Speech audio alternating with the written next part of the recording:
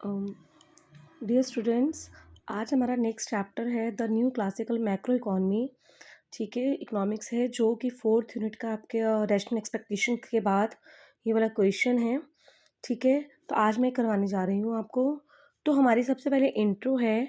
हमारे इसमें जो न्यू क्लासिकल मैक्रो इकोनॉमिक्स हुए थे, इकोनॉमिक्स हुए थे, जो हमारे क्लासिकल इकोनॉमिक्स थे, जो क्लासिकल इकोनॉमिक्स थे, उन्होंने जो विचार दिए, ठीक है, जो उन्होंने विचार दिए न्यू क्लासिकल इकोनॉमिस्ट ने उनमें क्या किया, एक सुधार करने का प्रयास किया। क्योंकि जब भी कोई हमारे इकोनॉमिक्स आता है, कोई मतलब कुछ नया टॉपिक लेके आता है, तो जो प्रीवियस होते हैं उनको कुछ ना कुछ क्या करता है, मॉडिफाई ज़रूर करता है।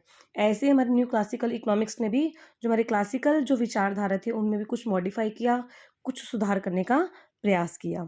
ठीक है, जो हमारे केंद्रवादी और मुद्रावादी के जो विचार थे उनको अस्वीकार करके उनमें सुधार करने का प्रयास किया। ठीक है, जो केंद्रीयवाद थे, जो हमारे केंद्रवाद थे, वो राजकोषीय मौद्रिक नीति दोनों के समर्थक में थे।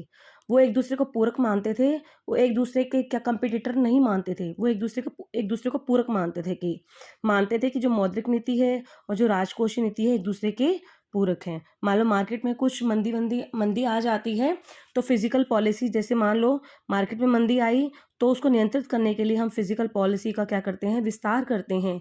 मींस गवर्नमेंट जो है पब्लिक एक्सपेंडिचर करती है, जिसके कारण लोगों को एम्प्लॉयमेंट, ठीक है, रोज़गार मिलता है, एम्प्लॉयमेंट मिलती है, और वो क्या करते हैं, उनको रोज़गार मिलेगा तो हमारी जो मंदी है वो दूर हो जाती है, प्रोडक्शन बढ़ता है।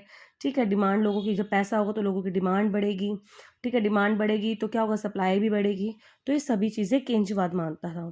ठीक है, केंद्रवाद जो थे वो मानते थे कि दोनों एक दूसरे के क्या हैं, समर्थक है। कौन? राजकोषीय और मौद्रिक नीति। बट जो मुद्रावादी थे वो एक दूसरे क्या करते थे, एक दूसरे को ये पूरक नहीं मानते थे। ठीक है, वो कहते थे कि अर्थव्यवस्था मूल रूप से क्या होती है, स्थिर होती है, कांस्टेंट होती है, स्टेबल होती है। ठीक है, अगर इसमें कुछ परिवर्तन होता भी था तो ये अव्यवस्थित हो जाती थी हमारी इकोनॉमिक्स। ठीक है, लॉन्ग टर्म वृद्धि पथ पर ये तेजी से लौटती थी। तो फिर ये अगर लॉन्ग टर्म वृद्धि है यानी दीर्घकालीन वृद्धि पर तेजी से लौटती थी, ये हमारे मौद्रिक नीति के बिल्कुल आलोचक थे। परंतु वो ये मानते थे कि मौद्रिक नीति में विवेक के बदले मुद्रापूर्ति में हर साल कुछ ना कुछ परसेंट है, कुछ जो है परसेंट वृद्धि, परसेंट के कारण हुआ है, हमेशा उसके पक्ष में थी।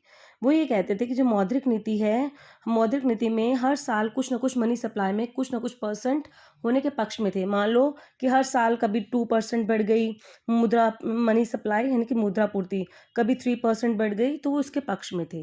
केंद्रीयवादी एक दूसरे के पूरक मानते थे, बट मुद्रावादी नहीं मानते थे। बट वो ये कहते थे कि हर साल मनी सप्लाई में कुछ ना कुछ परसेंट हो, यानी कि उसके पक्ष में थे। ये तो हमारा इंट्रो था। मैं आपको इंट्रो, ये तो अभी थ्योरी में है, तो पॉइंट्स में मैं आपको जो इंट्रो है वो दे दूंगी। वहाँ लाइंस यही होंगी बट वो पॉइंट्स में होंगे, तो आप वो बेशक कर लीजिएगा। ठीक है, अब हमारे जो न्यू क्लासिकल मैक्रो इकोनॉमिक के हमारे जो ऑथर्स हैं यानी कि इकोनॉमिक्स थे, वो क्या है, इसका जो विकास है सबसे पहले अमेरिका में रॉबर्ट लुकस ने किया, थॉमस सर्जेंट ने, ठीक है, रॉबर्ट बैरो, नील वेलिस, पैट्रिक मिनफोल्ड द्वारा किया गया। ये कई बार एक नंबर में आ जाता है कि न्यू क्लासिकल मैक्रो इकोनॉमिक्स जो है वो कौन कौन से हैं, तो लर्न कर लीजिएगा। 3 हमारे हैं, इसकी हाइपोथेसिस पर आधारित थे। ठीक है, जो न्यू क्लासिकल मैक्रो इकोनॉमिक्स थे वो 3 हाइपोथेसिस पर बेस्ड थे। Market continuously clear, rational expectations, aggregate supply. तो सबसे पहले हम मार्केट कंटिन्यूसली क्लियर पढ़ेंगे। ठीक है।